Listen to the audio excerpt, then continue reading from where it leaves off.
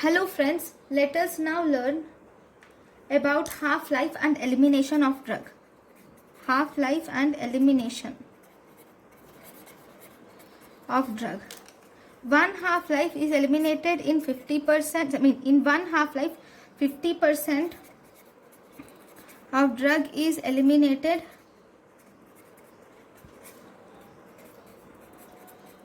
In one half-life 50% of drug is eliminated. In two half-life 75% of drug is eliminated. In three half-life 87.5% of drug is eliminated. In four half-life 93.5% of drug is eliminated.